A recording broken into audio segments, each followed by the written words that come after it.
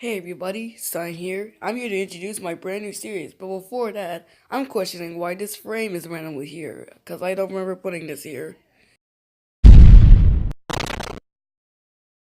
Hello everybody, and welcome to the first episode of my brand new series, Cine's Retrocade.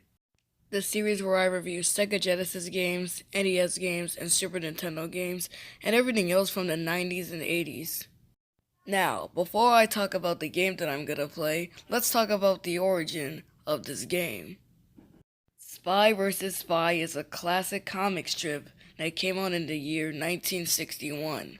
Just look at their perfectly straight triangular noses, I think.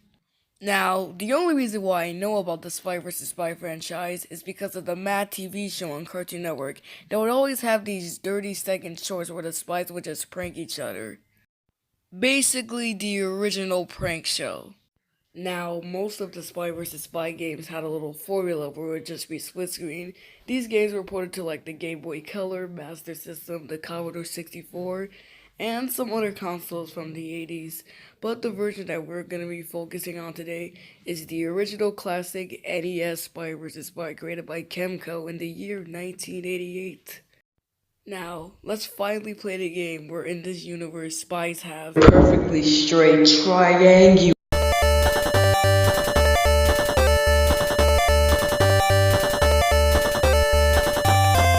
So basically, there are three different modes in this game: training versus computer and versus player. That is if you have a friend along. Now, I'm gonna pick versus combo because I'm not a loser, because who uses training mode? Okay, so it looks like that I'm the white one. Okay, I got some bombs over here. Let me just, did I just put that inside the shelf?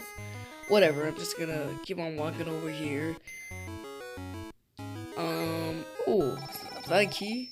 Oh, I placed the bomb in there. What am I supposed to be doing? Oh, the bomb I put in there, it blew him up. It blew him up.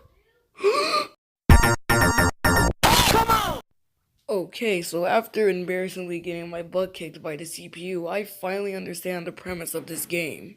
You play as some characters with some perfectly straight triangular noses? So how this game works is that you gotta place some traps everywhere so your opponent can fall for those traps. It could be getting blown up or getting water poured on you.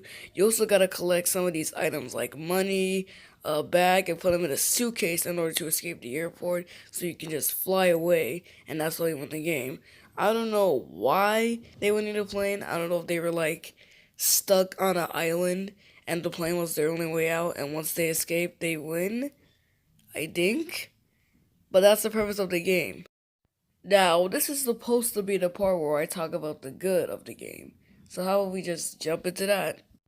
Now, the people who designed this game designed it well. It's possibly one of the first split screen games, and surprisingly a really good multiplayer experience for friends.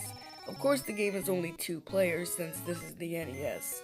But hey, all the other versions of the game are 2 players, so one of my favorite things about this game is the traps. The traps are very cartoony, like it could be like bombs, it could be placing water on top of a door so it can spill on their head. But there's also ways you can avoid these traps, such as using the umbrella so you can cover yourself for the water trap, or I don't know how do you avoid the bomb. Maybe you could just, if you know where it is, just let it be. Yeah. Now, what I think the game's main goal is to surprise you. One of the ways it can surprise you is that it could be like placing a trap, but the problem with that is that like I said, this game is split screen, which means that the other player can see whatever the heck you're doing. So basically, if you're trying to play this game with a younger, annoying little sibling with a very squeaky voice, expect to hear this constantly every time you try to place a trap somewhere and they see it. Oh, you little diaper head, why'd you place it right there, you little diaper head? I'm about to tell my mom! Now, don't forget, this is the NES. It had to be split screen. It's not their fault, but that's probably the only one problem I have with this game. Other than that, this game is really, really good. And at least in my opinion, it still holds up to be a very fun game where you can piss off your best friend or little sibling.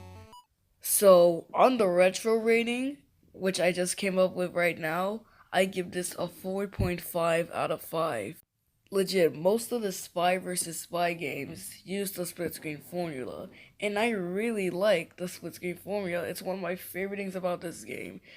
Legit, everything about this game is cool. The traps, the mechanics, everything about this game is just awesome. So yeah, play Spy vs. Spy.